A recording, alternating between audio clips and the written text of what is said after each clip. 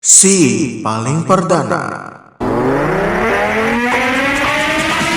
Mantan Menteri BUMN Rini Sumarno diperiksa KPK terkait kasus dugaan korupsi di PT Perusahaan Gas Negara atau PGN.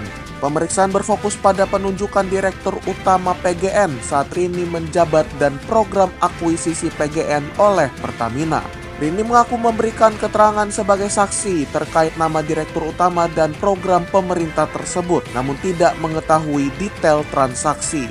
Kasus korupsi di PT PGN ini terkait transaksi jual beli gas dan melibatkan dua tersangka yang identitasnya belum diungkapkan oleh KPK.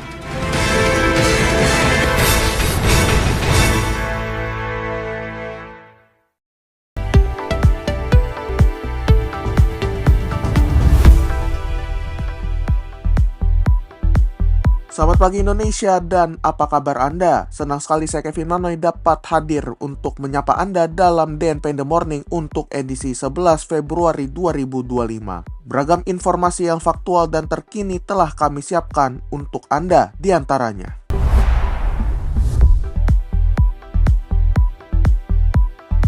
...566 puskesmas di Sumatera Utara siap laksanakan cek kesehatan gratis.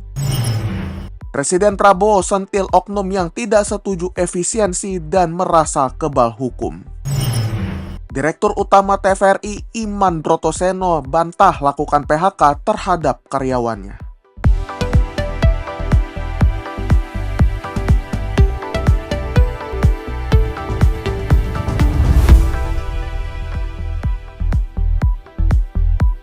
Sebuah kebakaran hebat yang terjadi di dermaga Marina Ancol pada Sabtu 8 Februari lalu telah mengakibatkan 1 orang tewas dan 5 lainnya alami luka bakar. Korban tewas, seorang pria berinisial T, telah dibawa pulang keluarganya ke Pemalang, Jawa Tengah. Sementara para korban luka dirawat di sejumlah rumah sakit di Jakarta, termasuk RS Koja, RS Pertamina Cempaka Putih, RS Satya Negara Sunter, dan RSCM. Insiden tersebut melibatkan 2 kapal motor yang sedang mengisi bahan bakar minyak atau BBM ketika terjadi kesalahan teknis yang menyebabkan kebakaran. Yang mewujudkan kapten kapal berinisial M hingga kini masih belum ditemukan dan sedang dalam proses pencarian oleh tim gabungan dari Polres Kepulauan Seribu, Ditpol Airut Polda Metro Jaya, dan Basarnas. Bangkai kapal telah ditemukan di kedalaman 2,5 meter saat ini dalam proses pengangkatan oleh tim penyelam profesional dengan bantuan manajemen Ancol. Adapun 5 dari 6 korban luka bakar adalah anak buah kapal atau ABK, sementara 1 korban lainnya adalah sopir tangki pengisian BBM. Pemerintah Provinsi Sumatera Utara meluncurkan program cek kesehatan gratis di 566 dari 619 puskesmas atau 91%. Sebagai bagian dari program pemerintah pusat yang diinisiasi oleh Presiden Prabowo dan Wakil Presiden Gibran. Program ini menawarkan pemeriksaan kesehatan gratis dengan 24 item pemeriksaan dan mendapat sambutan antusias dari masyarakat. Banyak diantaranya yang mengaku pertama kali melakukan cek kesehatan. Meskipun terdapat kendala kecil seperti keterbatasan sarana dan prasarana di daerah terpencil, serta kekurangan tenaga kesehatan, pelaksanaan program secara umum berjalan lancar. Untuk meningkatkan efisiensi, pendaftaran cek kesehatan dapat dilakukan melalui SMS, karena keterbatasan kuota harian hanya 30 orang per puskesmas, dengan inovasi tambahan berupa perayaan ulang tahun di puskesmas bagi para peserta. Pemerintah daerah berkomitmen untuk membantu warga yang tidak memiliki handphone agar dapat tetap mengikuti program ini melalui sosialisasi yang melibatkan berbagai pihak, seperti Babinsa, Babin Kamtipnas, dan Posyandu. Cek kesehatan gratis di puskesmas difokuskan pada deteksi dini dengan rujukan ke fasilitas kesehatan lain untuk penanganan lebih lanjut jika diperlukan.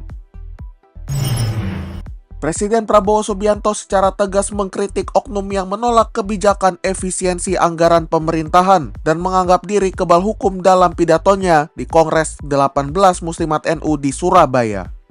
Presiden Prabowo menekankan bahwa efisiensi anggaran tersebut bertujuan untuk menghilangkan pengeluaran yang tidak perlu dan juga berpotensi korupsi.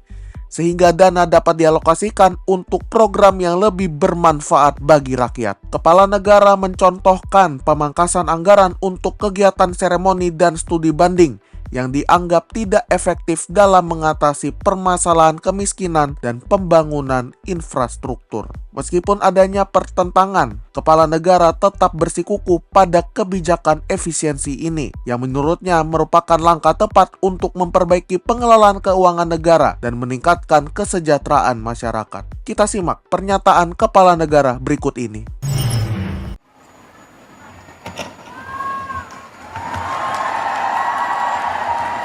Saya melakukan penghematan. Saya ingin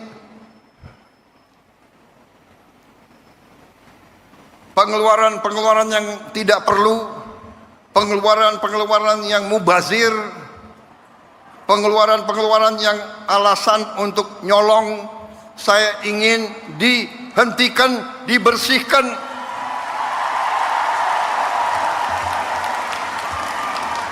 Ada yang melawan saya.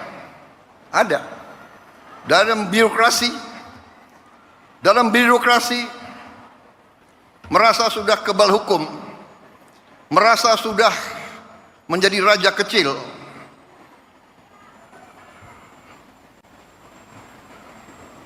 Ada. Saya mau menghemat uang itu untuk rakyat, untuk memberi makan untuk anak-anak rakyat.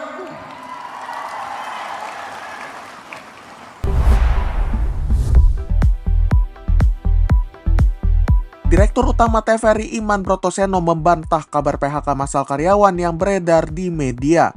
Ia juga menjelaskan bahwa yang terjadi adalah penghentian sementara penggunaan kontributor TVRI daerah, bukan PHK terhadap karyawan tetap. Kontributor yang dimaksud bukanlah pegawai negeri sipil atau PNS, pegawai pemerintah dengan perjanjian kerja atau P3K, atau pegawai pendukung non-PNS, sehingga kebijakan pengurangan kontributor merupakan wewenang masing-masing TVRI daerah, bukan kebijakan pusat. Meskipun ada pengurangan tenaga outsourcing seperti satpam, cleaning service, dan driver, TVRI menegaskan bahwa tidak ada PHK terhadap kru produksi dan tetap berkomitmen menjalankan fungsi pelayanan publik meskipun ada program yang dihentikan sementara sebagai bagian dari kebijakan efisiensi pemerintah.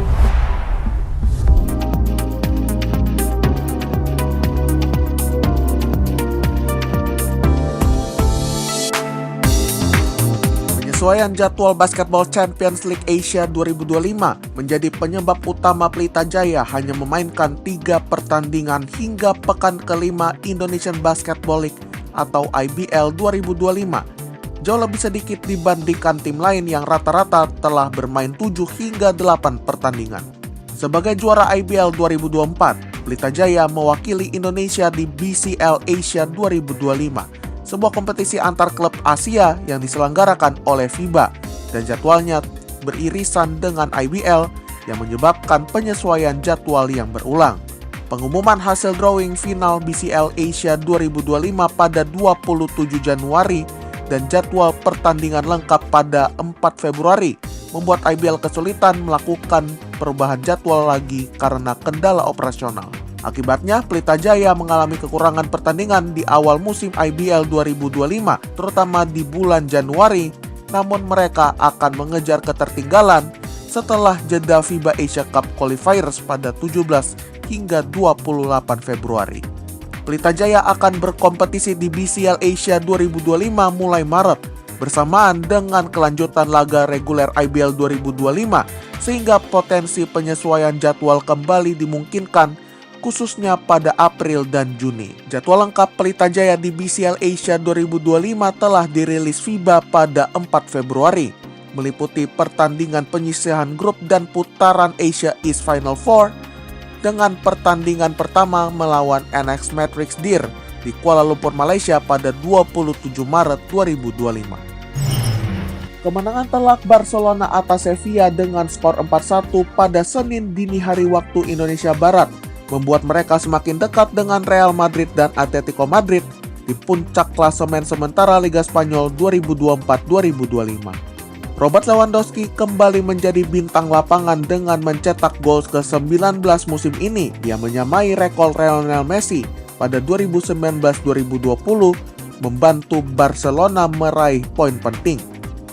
Dengan kemenangan ini, Barcelona kini mengkoleksi 48 poin dari 23 pertandingan.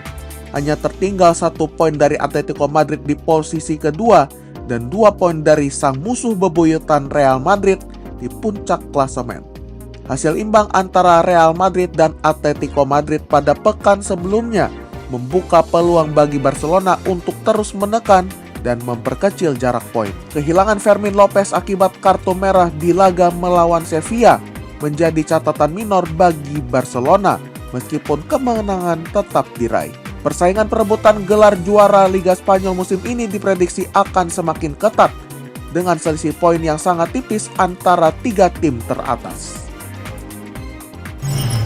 Luka Doncic diprediksi akan melakukan debutnya bersama Los Angeles Lakers pada pertandingan melawan Utah Jazz pada Selasa waktu Indonesia Barat, setelah sebelumnya sempat dikabarkan akan bermain pada pertandingan melawan Indiana Pacers. Pelatih Lakers JJ Redick awalnya mengindikasikan debut Doncic pada minggu lalu, namun kemudian memperbaikinya menjadi Senin waktu setempat atau Selasa waktu Indonesia Barat. Ia mengatakan belum ada kepastian tetapi kemungkinannya besar. Selain Luka Doncic, LeBron James dan Dalton Knecht juga absen dalam pertandingan sebelumnya karena cedera pergelangan kaki dan alasan pribadi. Sementara Knecht kembali ke Lakers setelah gagal ditukar ke Charlotte Hornets. Luka Doncic bergabung dengan Lakers setelah pertukaran pemain besar yang melibatkan Anthony Davis dari Dallas Mavericks dan telah berpartisipasi dalam latihan 5-5 tanpa kendala. Dengan proses pemulihan berjalan baik dan positif. Debut Doncic bersama Lakers sangat dinantikan penggemar NBA, terutama mengingat ekspektasi tinggi terhadap kolaborasi antara Doncic dan legenda Lakers LeBron James yang diharapkan dapat membawa Lakers meraih kesuksesan.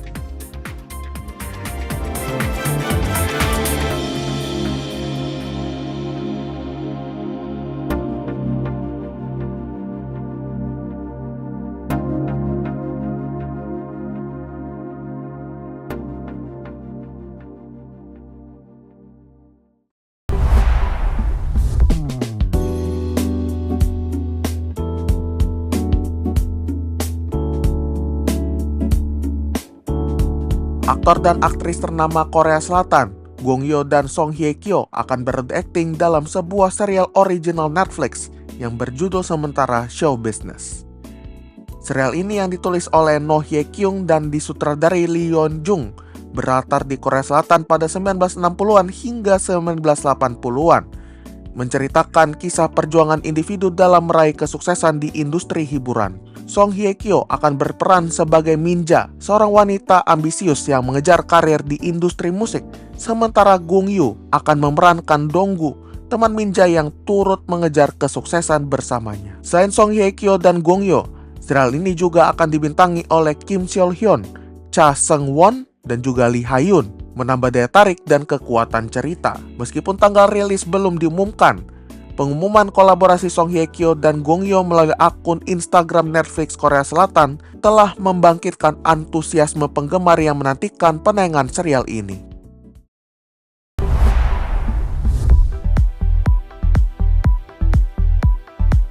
Demikian DNP in the Morning untuk edisi 11 Februari 2025. Tetap dengarkan kami setiap hari di platform podcast kesayangan Anda serta kanal YouTube kami DNP Media Network. Mewakili kerabat kerja yang bertugas, saya Kevin Manoy pamit undur diri. Ini adalah DNP Integrated News, lebih informatif, lebih terinformasi.